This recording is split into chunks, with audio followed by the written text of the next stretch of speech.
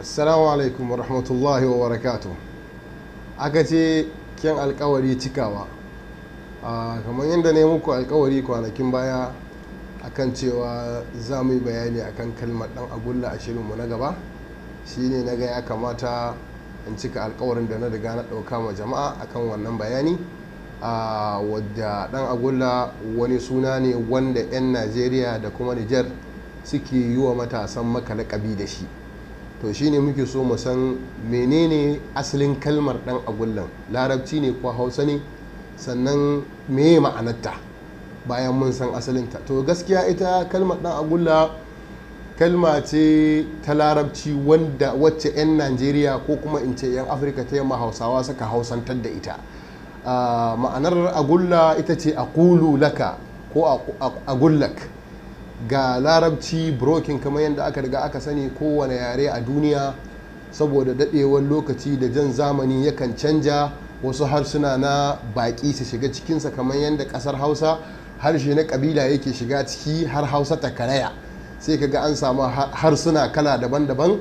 Zaka ji an ce wannan na bangare kaza ne, wannan na bangare kaza ne, wannan na bangare kaza ne, wanda kuma dukansu ciki guda suka fito, amma saboda cuɗayya da mutane da kuma yanayin wurin zama sai ka ga wasu yarurruka ko harsuna daban sun shiga maganan mutane ta karkata, kamar yadda basakwace zai ce wanga, ba Kano ya ce wannan, da kuma shauransu.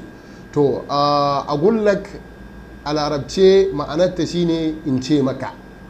A hausance ma'anarta ita ce in ce maka ko na ce maka. Misali kamar idan muna magana a Najeriya ko kuma a Nijar ko a duk inda bahaushe yake, zaka ji yana cewa na ce maka kaza da kaza da kaza, na faɗa maka ko na ce miki da shauransu. To wannan kalma ce ta riga ta shahara a bakin mutane, musamman a Makka. Idan dan Makka yana magana yakan yawan ambaton wannan kalmar a yayin da yake magana ko yake bayani. To abin da yake faruwa shine akwai tsari irin na local government wanda muka sani a Najeriya, wanda suna da doka wanda ake yi na talla da shauransu. To akan samu mutane wanda ke zuwa baki, wanda suke sai da abinci ko kuma tufa ko wani abu dai haka, suna neman arziki lokacin aikin haji. To a gwamnatance wannan saba doka ne.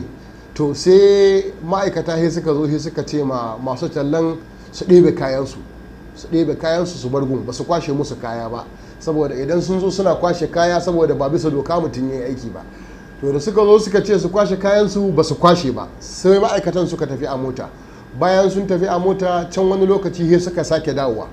Da suka sake dawowa sai suke cewa matar da take zaune bata ɗebe kayanta ba, a gullik ana magul tallik shilil ashiya hadi, wato tana ce mata ni ban ce, suna ce mata mu ba mu ce miki ki ɗebe kayanki daga nan ba. Sai suna yawan ambatan kalmar a gullik din. To su kuma mutanen mu sai suka kama ta kaman sara ne, sai suke cewa kun ga yan agullin nan sun zo fa suna cewa kaza da kaza, dole mu ɗebe kaya, an ba haka ba za su kwashe. Ba su ɗebe kayan nasu ba mutanen namu, sai su ma'aikatan suka kwashe kayan sabili da su wa'innan sun saba doka. To da suka saba doka shikenan, da suka je gaba ya aka yi ai yan agulla ne suka zo suka ɗebe mana kaya. To he ta zamanto he ake ambatan ma'aikata da ita wa'inda suke yan local government wanda suke yakar irin wannan saba doka da ake yi na bangaren tallar da cinikayya.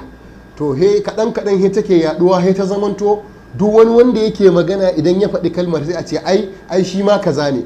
To jan lokaci da ya ja lokaci sai ake ambatanta a matsayin ana tunanin wani suna ne na 'yan daba ko haka dai 'yan gunda ko 'yan tauri ko 'yan sara suka ko kuma 'yan kalare, kamar yadda muka sani a ƙasar Najeriya. Irin a Gombe suna cewa kalare, Bauchi suna cewa sara suka, Kano suna cewa 'yan daba ko 'yan gunda da shauransu dai, kowa da irin sunan da yake ma irin 'yan daban nan lakabi. To saboda hali na bakunta, ka zo kana bako a wuri kuma ana magana baka jin abin da ake faɗa, sannan kana jin ana yawan maimaita wata kalma da aka nuna ma cewa wannan kalmar mummunan kalma ce ko kuma tana nufi ga wani mummunan abu. To sai bako yayi tunanin cewa ai wa'innan su ne 'yan kaza da ake faɗa na daba kaza, amma shi asalin kalma ce ta larabci. Akwai ta kuma a cikin alkur'ani, akwai ta kuma a cikin duk littattafai da aka sani na karatun harshen larabci, sai dai yawan jan lokaci yasa ta bambanta ga yadda take a cikin alkur'ani mai girma ko kuma yadda take cikin bayanai na karatun ilimin harshen larabci da aka rubuta. Saboda haka mutane suka yi tsammanin cewa ba ma larabci ba ne, wata kalma ce ta hausa ko kuma wani lakabi ne da ake wa mutane 'yan daba. To a takaitan takaitawa wannan shine ni abun da na sani akan maganan a kalmar dan agulla, saboda kuma na yi muku alkawari na ce zan cika insha Allah, saboda akwai wanda suka yi mun magana in private akan cewa suna so a yi bayani akan kalmar yan agulla. Ni ne naku Hashim Azare, sai ku shaurare ni a shiri na gaba. Assalamu alaikum wa rahmatullahi wa barakatuh. Ina muku magana ne daga ƙasa mai tsarki, Makkatul Mukarrama.